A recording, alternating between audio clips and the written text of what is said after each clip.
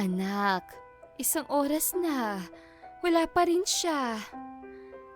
Amanda, out of reach ang phone ni Marcus. Hindi. Dadating siya. Kilala ko siya. May nag-post na runaway groom. Viral na. Burahin mo yan. Binabash ka na sa comments. Hindi niya ito magagawa sa akin. Ma'am, kailangan na po namin ng final decision. Hihintayin pa po ba natin ang groom? Sandali pa. Amanda, baka hindi na talaga siya darating. Tumahimik ka. 7 taon, Marie. 7 taon. Anak, sabihin niyo sa lahat, hindi ako iniwan. Amanda, sabihin niyo, ako ang umalis.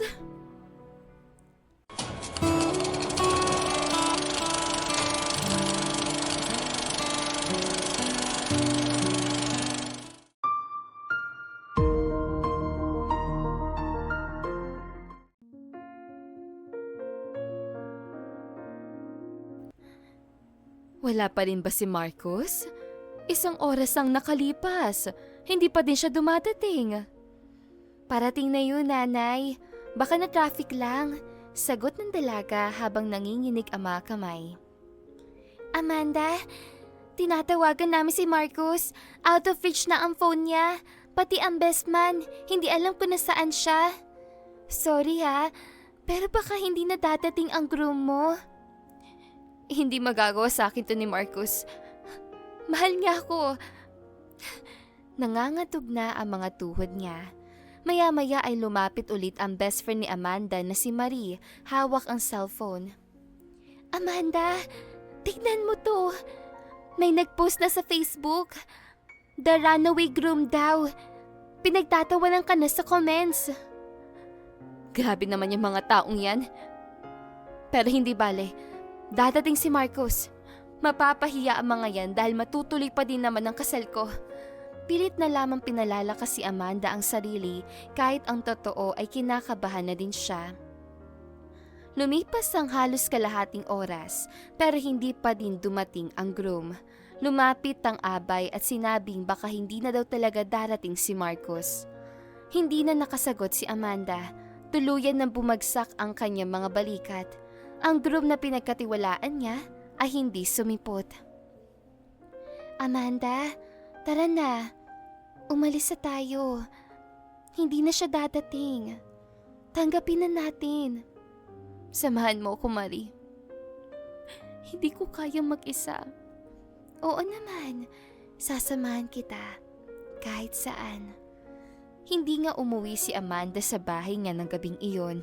Hindi niya kayang harapin ang mga kamag-anak at kaibigan niya. Sa halip ay sa isang hotel sa Makati siya tumuloy kasama ang best friend niya na si Marie. Ayos ka lang ba? Malungkot na tanong nito. Nasa may balcony sila ng inupahang suit. Oo, ayos lang ako. Iniwan lang naman ako ng taong minahal at pinagkatiwalaan ko ng 7 taon. Yung taong nangako mamahalin ako hanggang sa pagtanda namin. Puno ng pait at bawat salitang binitawan ni Amanda. Naku, sorry naman sa tanong ko, Amanda. Wala na kasi akong maisip na sasabihin para gumaan naman kahit papaano yung nararamdaman mo. Sorry din ko nasungitan kita. Ang weird lang kasi ng lahat. Hindi ko magets. Wala naman kaming pinag-awayan. Ang dami naming mga plano. Paano niya kinayang iwan ako ng ganun? Ano yun? Trip-trip lang? Mahirap nang malaman na sagot sa mga tanong mo. Lalo na at hindi man lamang natin alam kung nasaan ang damuhong yun. Baka naman hindi ko pa talaga malalaman ang mga sagot sa tanong ko. Siguro doon na lang sa panahon na kaya ko nang tanggapin kung ano man yung mga dahilan niya. Sa ngayon kasi, kahit sigurong sabihin niya, ay hindi ko siya mapapatawad. Hindi bale, mabuti nga at hindi na kayo naikasal. Imagine kung naikasal kayo, tapos doon kanya iiwan. Mas malaking problema yun. Oo nga, gets ko naman. Mas mabuti nga itong nangyari. Pero grabe yung sakit, Marie. Para mas matindi pa sa COVID. Hindi ko alam kung saan nanggagaling yung sakit pero parang hindi ako makahinga. Umiiyak na lahad ni Amanda at tinabihan siya ni Marie at niyakap. Sigurado ako may magandang mangyayari. Hindi ba at ganun naman daw yun? Kapag may nagsaradong pinto, ay may magbubukas sa mga bintana or something like that? Sana nga. Pero sana wag naman masyadong matagal. Parang hindi ko kakayanin yung ganitong sakit. Ilang araw din silang namalagi sa hotel ni Iyon at naghanda na si Amanda na harapin ang pamilya niya at umuwi na siya. Tuwang-tuwa naman ang pamilya ni Amanda at nangako ang mga ito na tutulungan siyang makabangon. Lumipas sa mga araw pero ang bahay ni Amanda ay naging kulungan niya. Tuwing sisilip siya sa bintana ay tila naririnig niya ang tawa ng mga kapitbahay. Anak, kumain ka na. Huwag mo nang parusahan ang sarili mo. Nay, nakita mo ba ang mga message sa akin? Yung mga comments sa mga viral videos nung araw ng kasal ko? Sabi nila, baka raw may mali sa akin kaya ako iniwan. Baka daw deserve kong maiwan kasi hindi naman daw mangyayari yon kung mabuting tao at mabuting nobya ako. Pati mga pinsan ko, ang tingin sa akin ay talunan. Hayaan mo sila. Hindi sila ang nagpapakain sa'yo. Wala naman silang ambag sa buhay mo. Kahit saan ako magpunta, ako yung babaeng iniwan sa altar. Ang dami mapanghusga at ang nakakainis pa, ako ang iniwan at ako nasaktan. Pero bakit ako pa lumalabas na masama? Hindi natin hawak ang ugali at isip ng mga tao. Pero nasa atin na yun kung hahayaan nating makontrol tayo na sitwasyong ito. Ipaglaban mo ang sarili mo, anak.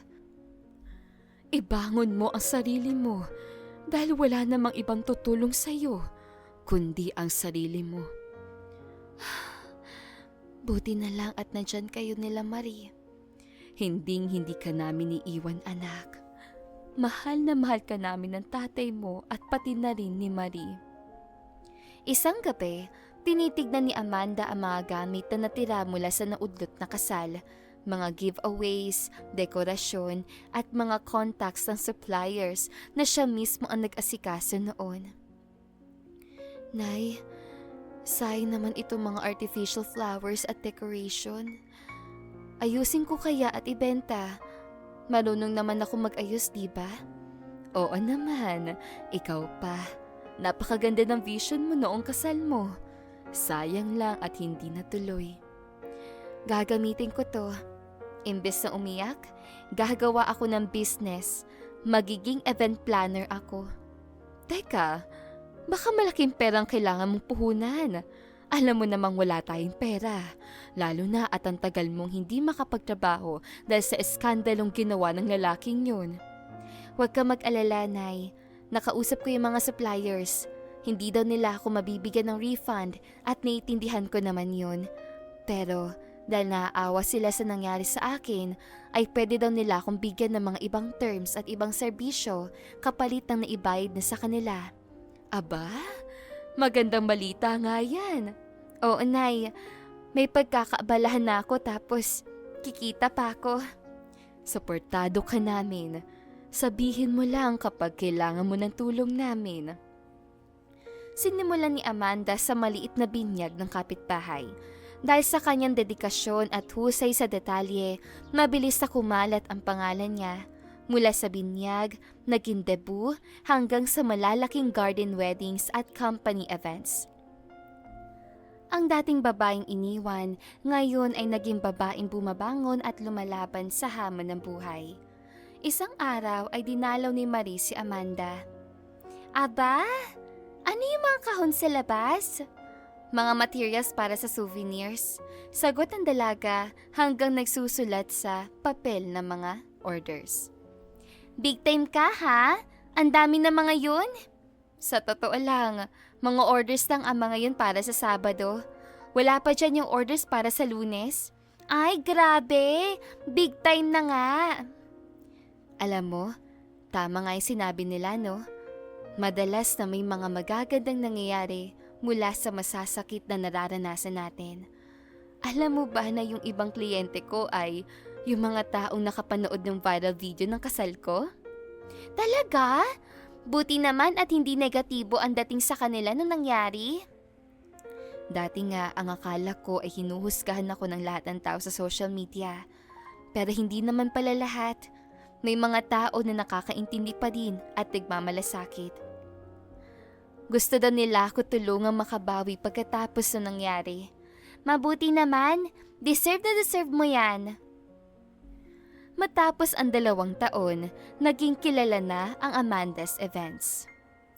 Isang araw, isang lalaking formal at seryoso ang pumasok sa kanyang opisina. Ikaw ba si Amanda? I heard you're the best in the industry. Ako nga po, sir. Paano ko kayo matutulungan? I'm Gabriel, CEO of RMB Corporation. We're having a huge anniversary gala and gusto ko yung maging perfect. No mistakes. Makakaasa kayo, Sir Gabriel. Sa akin, walang event na napapabayaan. May malasakit po ako sa mga kliyente ko. That's nice to hear. Bigyan mo ko ng presyo para sa 500 tao. Gusto ko yung pinaka-high-end na package. Po? 500 katao?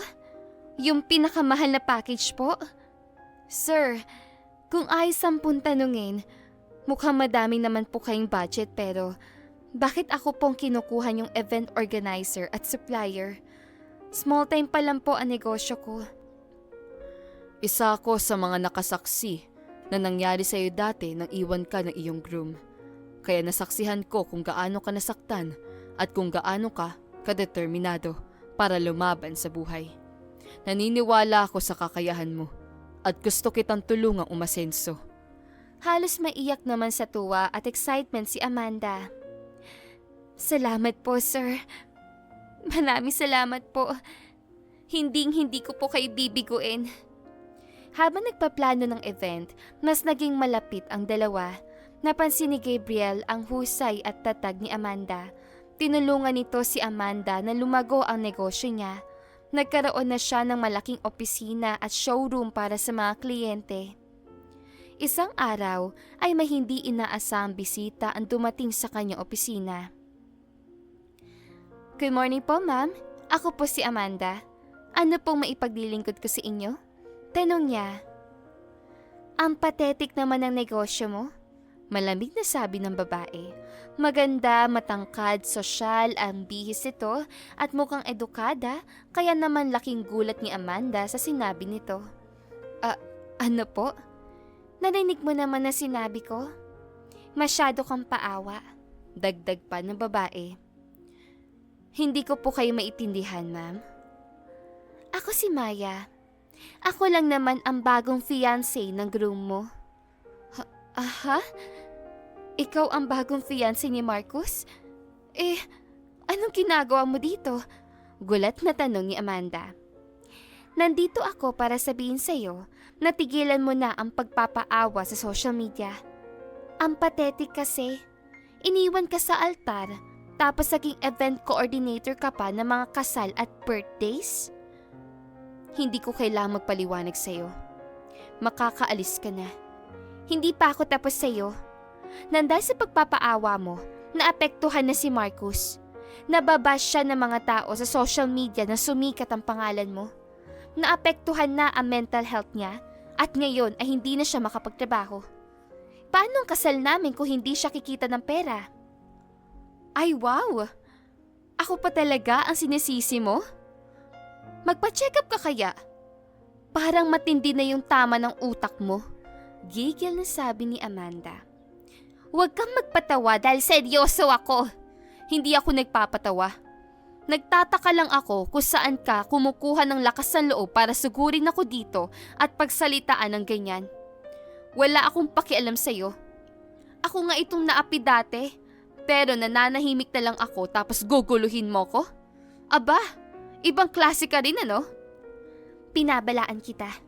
Kapag hindi ka tumigil sa pagpapaawa sa social media At kapag nabash lalo si Marcus, ay mananagot ka sa akin. Huwag mo siyang gamitin para lang sumikat ang negosyo mong cheap. Huwag mo kong takutin. Hindi ako madaling matakot. Hindi ko ugaling mang-apak ng kapwa ko at sa dami na pinagdaanan ko, hindi lang tulad mo ang makakasindak sa akin. Tandaan mo yan. At bumalik ka na dun sa fiancé mong bahag ang buntot. Hindi pa tayo tapos! Sabi ng babae at padabog itong umalis sa opisina. Hindi hinayaan ni Amanda na maapektuhan siya na nangyari. Hindi niya papayagan na masira ang kapayapaan ng puso niya. Kinagabihan ay si Gabriel naman ang dumating sa opisina. Good evening, Amanda. Nagbakasakali lang akong dumaan dito sa opisina mo. Akala ko ay nakauwi ka na. Mamaya pa ako uuwi. May mga tinatapos lang ako. Bakit parang lagi kang seryoso sa trabaho mo? Misa kailangan mo ring ngumiti. Marami na akong pinagdaanan, sir. Ang trabaho ang nagpatatag sa akin. Nang sobrang lugmok ko, nagdasal ako na mataimtim. Sabi ko sa Diyos, sana tulungan niya akong bumangon. Heto ang naging sagot sa aking panalangin, kaya iingatan ko ito. Nasabi ko naman sa'yo dati na alam ko ang kwento mo, Amanda. At mas lalo kitang hinangaan dahil doon. Hindi ka sumuko. Kailangan kong tulungan na sarili ko. Ang daming kontrabida sa buhay. What do you mean? Kanina lang ay dumating ang bagong fiancé ng dating groom ko. Inaaway ako at nababash daw ito. Oh my gosh. The audacity. Are you okay? Okay lang ako. Ang tapang mo din talaga. Paano ka nagiging okay sa ganyang sitwasyon? Noon hindi rin ako okay. Halos gabi-gabi akong umiiyak. Hindi ako makapaniwala na nagawa sa akin yun ng taong minahal ko ng 7 taon. Kahit sana mag-sorry o magpaliwanag man lamang siya, ay baka makatulong para makamove on ako. Kinausap ka ba niya pagkatapos na nangyari? Nako, walang rumors kamo. Ang sabi nga nila, happiness is a choice. Ako na lang ang pumili para sa sarili ko. Pinili kong maging payapa ang puso ko. Pinili kong sa akin mismo manggaling ang closure. Alangan namang manatili ako miserable dahil lang hindi ko makuha ang sorry at paliwanag na gusto ko. Pwede pala yun? Alam ko kasing hindi siya hihingi ng tawad o magpapaliwanag man lamang. Alangan namang habang buhay na lang akong malungkot o magmukmok, kailangan kong tulungan na sarili ko. Kailangan kong piliin maging masaya. You are full of wisdom. Hindi ako nagtataka na lumalago ang negosyo mo. Matalino ka at mature. Salamat. Teka, bakit ka nga pala napadaan dito? May kailangan ka ba? Dumaan lang ako para sabihin sa'yo na napili ang proposal mo. Yung projects para sa 3 malalaking hotel sa Taiwan at Singapore. Ha? Pinipiro mo ata ako? Totoo ang sinasabi ko. Pinoy pala kasi ang CEO nila.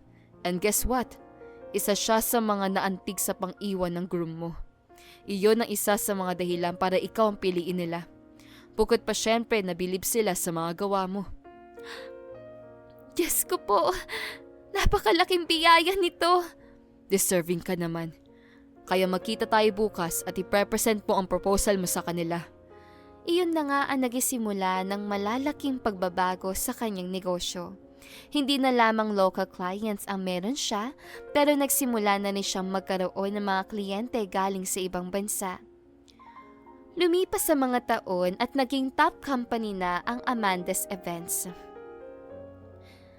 Nananaginip yata ako, nanay. Kinurot ni Aling Minda ang anak.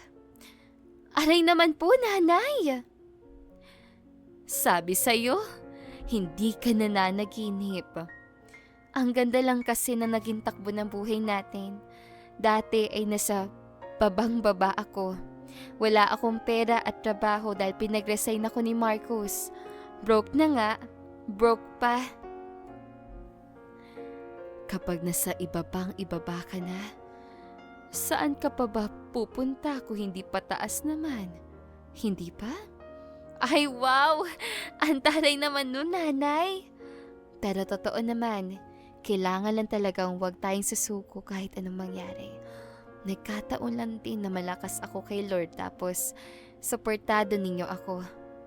Ang hirap siguro ng mga dumaan sa kaparehong pagsubok pero mag-isa sila. Nakakabaliw siguro yun. Teka nga, ano na namang iniisip mo, anak? Naisip ko lang na magtayo tayo ng organisasyon para sa mga babaeng dumanas ang tulad sa akin. Kasi nga mapalad ako dahil may support system ako. Paano naman yung mga broken-hearted na walang suporta? Mukhang maganda nga yung naiisip mo, anak. Mabuti talaga ang puso mo. Agad na sinimulan ni Amanda ang kanyang proyekto. Kumuha siya ng isang maliit na opisina na magsisilbi na ring meeting place sa mga babaeng iniwan ng kanilang mga grooms. Nakakaloka. Ang dami palang mga babae na iniiwan ng mga grooms sila. Akala ko ako lang. Bulala si Amanda. Mapalad sila dahil may tulad mo na nakaisip ng ganitong proyekto. Mapalad ako sa mga kaibigan at pamilya ko. Kaya gusto ko ding tumulong. Ang bait mo talaga. Kaya naman naiilab na yata ako sa'yo. Ano ka mo? Nalaki ang mga mata ni Amanda. Wala. Ang sabi ko, see you later sa gala. Ha? Sige. See you later. Weak ka ng dalaga pero pulang-pula ang mukha nito sa pinaghalong hiya at kilig. Kinagabihan matapos ang matagumpay na gala, hinarap ni Gabriel si Amanda. Amanda, hindi lang business partner ang gusto ko. Gusto kitang maging bahagi ng buhay ko. Sigurado ka ba? Baka mapahiya ka lang sa akin. Baka pagtawanan ka ng mga tao dahil ang nobya mo ay dating iniwan sa altar.